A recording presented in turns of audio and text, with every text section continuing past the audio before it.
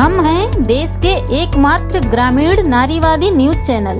हमारा समर्थन करें, यूट्यूब चैनल सब्सक्राइब करें, खबरें लाइक करें और वेबसाइट पर सदस्य बनें। बाजरा को जानते हो? कैसा होता है? छोटे छोटे। खाते हो? नहीं। क्यों? हम नहीं खाते। बजरा हम ना खेबी मोरे राजा के, बजरा हम ना खेबी मोरे राजा के, दिन दिन दोबरे होइबे हाँ। बजरा हम ना खेबी मोरे राजा के, दिन दिन दोबरे होइबे हाँ।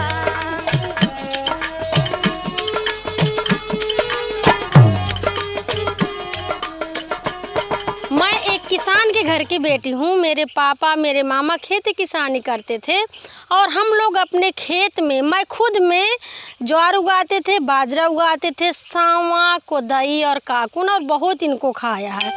इस समय मैं देख रही हूँ, कई सालों से देख रही हूँ मैं, आप समझिए 5-6 साल से तो देख रही हूँ, वैसे पूरा हम 1 दशक भी ले सकते हैं।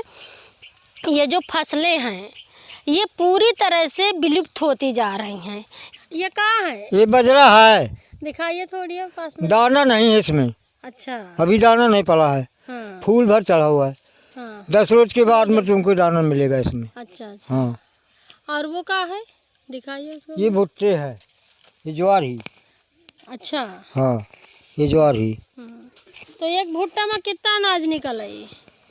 जौन जैसा भुट्टा है, हाँ।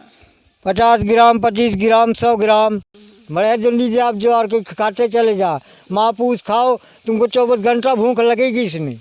खा के रीचोगे थोड़ी देर में, फिर कहोगे हमको भूख लगी है। पाचक होती है। पाचक होती है। तो पहले के ज़माना में लोग ज़्यादा खाते रहे जोंडी बाजरा की, अब के ज़माना में लोग ज़्यादा खाते हैं? अब के युग में कम खाते बजर जोंडी। वो को मुर्गी आ खवा रहे हैं, कहीं कहीं ये सूअर को खवा रहे हैं। कहे कम खाती? ये गेहूँ पैदा होने लग ज़्यादा और वगैरह से सामान ज़्यादा होने लग, ऐसे ज्वार कम खाने लगा आदमी। अब के अनाज में और पहले के अनाज में क्या फ़र्क है? अब के ऐसे है कि नौ अनाज होगा, खाद डरन लगे, सब कुछ होने लगो, खाद डरन लगे, सो फायदा नहीं करत मानसन को भी अनाज। बीमारी होती हैं, जोन चाह पिरावा होत है, भी फायदा नहीं करत। पहले के अनाज फायदा करत थे, कुछ पिरात नहीं तो पहले लोग मोटा अनाज बोते थे। अब कितना हद तक बो पाते हैं किसान उस समय? अब ये जिसके जैसी ज़मीन है, मान लीजिए किसी के पास 2 बीघे ज़मीन है तो 1 बीघे में मोटा अनाज बोएगा, 1 बीघे बदल देगा, अदल बदल के खेती करते हैं हमारे यहाँ। और हमारे यहाँ जो चंदपुरा साइड है उस एरिया में पानी की बहुत ज़्यादा कमी है, सिंचित नहीं है और ऊंचा नीची ज़मीन है। जब ऊंचा नीची ज़मीन होता है तो ज्वार बाजरा ये सब चीज़ें होती हैं, गेहूँ मात्रा में कम होता है।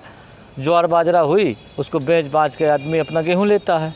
लेकिन यही चीज़ें पहले लोग चाव से खाते थे, तो अब क्यों नहीं लोग ज़्यादा बोते हैं और अब काहे का ज़्यादातर बेचते हैं? इसलिए तो इनका भाव थोड़ा महंगा रहता है, इसलिए उसको बेच देते हैं आदमी।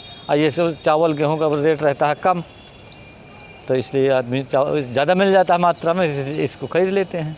जनसंख्या बढ़ी, आबादी बढ़ी, तो उससे मांग भी बढ़ी खाद्यान्न की।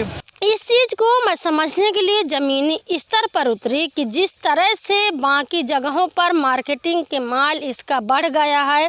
ये जो माल है, मैंने कई जगहों पर सुना कि पैकेटों में अब लोग इसको विदेशों में सप्लाई कर रहे हैं। हमारा किसान मर रहा है।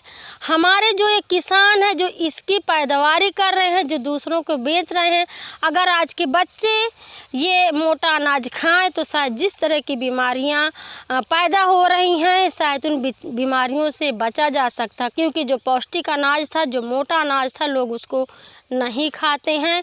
जो उगाते भी हैं वो सारा मार्केट में बेच दे रहे हैं और बाहर बैठे लोग, शहरों में बैठे लोग, अमीर लोग अब इसका बहुत ही मज़ा उठा रहे हैं और वो खा रहे हैं, जिससे मोटे अनाजों का उत्पादन लोगों ने कम करना बंद कर दिया। और जैसे कि गेहूं है या अन्य जंस धान है, इनकी खेती ज़्यादा होनी शुरू हो गई, क्योंकि इनका उत्पादन भी ज़्यादा और मांग के हिसाब से इनकी आपूर्ति भी हो जाती है। हरित क्रांति के बाद ये आधुनिक खेती पर जो है ज़्यादा जोर हो गया। लेकिन जैसे कि अगर रेट की तुलना की जाए, जहाँ 1 बीघे में ज्वार की फसल 3 से 4 मन यानी अधिकतम 2 कुंटल का उत्पादन होता है, 2 कुंटल के उत्पादन में अधिकतम उसे 4,000 रुपया मिलता है। वहीं धान के फसल में 8 से 10 कुंटल उत्पादन होता है और उसको 10 से 15,000 रुपये की आमदनी होती है। तो जब आमदनी की दृष्टि से देखा जाए तो क्योंकि खर्चे बढ़े, महंगाई बढ़ी, तो उसके लिए आमदनी भी बढ़नी चाहिए। मोटे अनाज पैदा करके ज़मीन कम होने के कारण किसान जो है आमदनी को बढ़ाने की वजह से मोटे अनाजों को कम कर दिया। तो आजकल के बच्चे खा लेते जोड़ई बाजरा, सब खा लेते, सब खा ले। तो कितने दिन तक ये खाना चलता जोड़ई या बाजरा? कितने दिन चल रही, यही महीना भर 15 दिन यही खा बड़ा कौन के जैसे है मई नहीं खाऊंगा, अपन गेहूँ खाते, हमारे 5 दिन के तो हम महीनों खा ले, 2 महीना खा ले। यह बात है, अगर हाँ हम खाए थे, दूसरे लोग अगर आज ना आए गुहाई बहुत गरीब हैं तब ना आई खा, अगर बड़ा आदमी खाई जोंडी बजरा तक इन्हें नीका नहीं लागता तब ना खाती, शौक में खाते। हम लोग खेबे इनके कुछ नहीं, हाँ बहुत तेरे बड़ा आदमी हम तन बताते है। अच्छा, तो जो लोग ज्वार बाजरा खाते वो गरीब समझे जाते हैं। हाँ इनके कुछ नहीं, हाँ तब ना घाट बजरा खाते। अगर सरकार व्यवस्था करती, मोटे अनाजों पर सब्सिडी देती, ज़्यादा उनके रेट अच्छे मिलते, जैसे कि विदेशों में जो है तो यहाँ की चीज़ें महंगे रेट पर जा रही हैं, लेकिन यहाँ पर उसका रेट नहीं मिल रहा। उदाहरण के तौर पर अगर कठिया गेहूँ की बात की जाए तो कठिया गेहूँ यहाँ 15-16 रुपए किलो का किसान का बिकता है, वही दलिया बना करके 80 से 100 रुपया किलो बेचा जाता है। तो अगर उसी कठिया का रेट 30 से 35 रुपया किलो मिलना शुरू हो जाए तो किसान को बेनिफिट होगा। तो किसान इस गेहूं को बोने की बजाय जो है कठिया गेहूं बोना पैदा करना पसंद करेगा, धान की जगह ज्वार बोना पसंद करेगा, बाजरा बोना पसंद करेगा। लेकिन आज के युग में ग्रामीण क्षेत्रों में भी मोटे अनाजों को खाने की भी जो है परंपरा ख़त्म हो गई है। देखो, पहले जैसे इस क्षेत्र में असिंचित क्षेत्र था, पूरी खेती हमारी वर्षा पर आधारित थी। एक दूसरी बात थी कि जनसंख्या का जो प्रेशर है, दबाव है, इसके कारण ज़्यादा अनाज चाहिए है। ज़्यादा अनाज चाहते हैं तो सिंचाई की जो सुविधाएं सरकार की तरफ से बढ़ी हैं, सरकार के सहयोग से बढ़ी हैं, उन सिंचाई के साधनों के कारण हमको ऐसी फसलों की तरफ हमारे किसान आकर्षित हुए जहां उत्पादन अधिक मिले। तो निश्चित रूप से आप देखोगे रबी में भी या खरीफ में भी धान्य फसलों का जो धान गेहूँ का है वो अधिक एरिया बढ़ा है और उसके कारण उसमें उत्पादन भी बढ़ा है।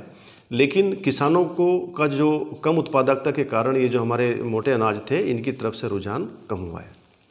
हालांकि हमारे देश में इन फसलों को बढ़ावा देने के लिए एक शोध संस्थान जो हैदराबाद में स्थित है वो इन्हीं अनाजों के ऊपर काम कर रहा है और बहुत अच्छी अच्छी प्रजातियों का विकास भी कर रहा है। हालांकि बाजरे की अगर बात करते हैं तो बाजरे को ऐसे बहुत सारे एरिया है जहाँ जो आगरा या फर्रुखाबाद जो कानपुर का क्षेत्र है, इसमें जो मोटे अनाजों के रूप में जो मक्का है, बाजरा है, इसकी खेती गर्मी में हो रही है।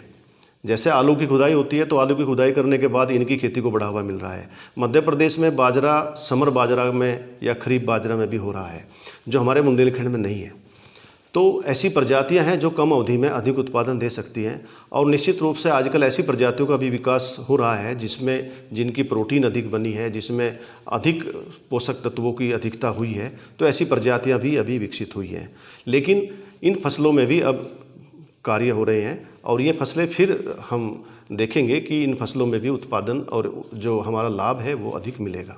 बजरा हम ना खेबी मोरे राजा के, बजरा हम ना खेबी मोरे राजा के, दिन दिन दो। खबर लहरिया, आपकी खबर आपकी भाषा।